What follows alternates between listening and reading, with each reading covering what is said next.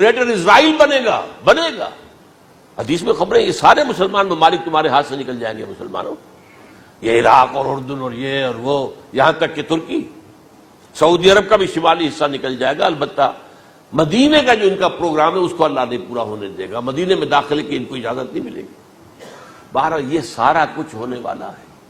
وہ وقت بھی آنے والا ہے کہ حضور کی ایک حدیث کے مطابق ایک شخص کے 1000 بیٹے ہوں گے تو 999 ختم ہو جائیں گے، ایک بچے گا۔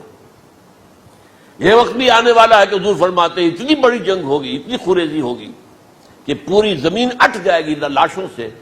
تو پرندہ جو ہے کوئی، ایک تو پرندے ہوتے ہیں کہ جو مردار خور ہے، گدھ ہے، وہ تو بڑی خوشی سے اتریں گے، تناول فرمائیں گے لاشوں کو۔ اسی طریقے سے کوے ہیں، چیلے ہیں، لیکن جو نفاست پسند پرندے ہیں وہ لاش کے اوپر اترنا نہیں چاہتے۔ تو ایک پرندہ اڑتا چلا جائے گا، اسے کہیں زمین پر اترنے کی جگہ نہیں ملے گی، لاشیں ہی لاشیں ہوں گی، یہاں تک کہ وہ تھک ہار کر اس کی جو ہے پر جواب دے جائیں گے، گرے گا تو لاش پر گرے گا۔ یہ وقت آنے والا، اور یہ یہودیوں کے ہاتھ میں، یا یہودیوں کے جو سپورٹرز ہیں اس وقت، جو ان کے ہاتھ میں آلہ کار ہے، ان کے ہاتھ میں آلہ ہے۔ میرے نزدیک اس کام کے لیے اس ملعون قوم کو، کہ جو حضرت عیسیٰ کے زمانے سے ملعون ہو چکی ہے، اس کو باقی رکھا گیا ہے، اسے یہ موقع دیا گیا ہے۔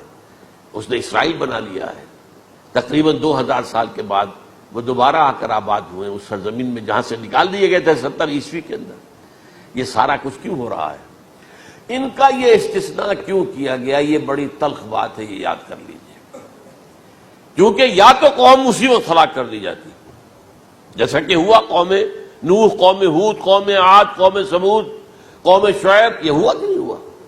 اور سدوم اور عمورہ کی بستیاں جہاں حضرت لوط بھیجے گئے، اور آل فرعون جو ہلاک کیے گئے، یا تو پوری قوم ہلاک کی جاتی؟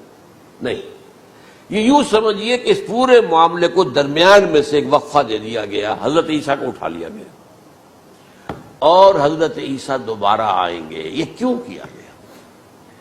اب اس میں بڑی تلخ بات آپ سے کہہ رہا ہوں، یہ آپ کے لیے قبول کرنا آسان نہیں، حلق سے نیچے اٹھنے کی مشکل سے۔ اس قوم کو زندہ رکھا گیا ہے جو ملعون اور مغضوب علیہم قوم ہے۔ سب سورہ فاتحہ میں مفسرین لکھتے ہیں ضالین، یہ نصارہ ہے، اور مغضوب علیہم یہ یہودی ہیں۔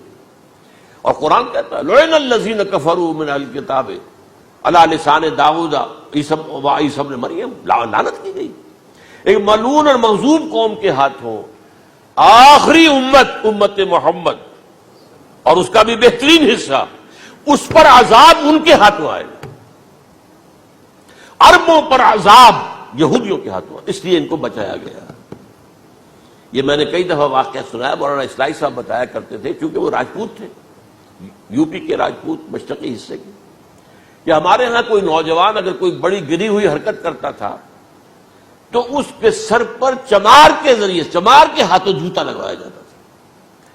اگر راجپوت کے سر پر راجپوت کا جوتا گرا تو چلو تکلیف تو ہوئی، لیکن یہ کہ راجپوت کا جوتا گرا ہے نا، پڑا ہے، لیکن راجپوت کے سر پر چمار کا جوتا، جس کو آپ انگریزی میں کہتے ہیں to add insult to injury, وہ تکلیف بھی ہے جوتا کھانے کی، اور انسلٹ ہے کہ ایک چمار مار رہا۔ یہ امت سب سے خیر امت ہے، کنتم خیر امت اخرجت للناس۔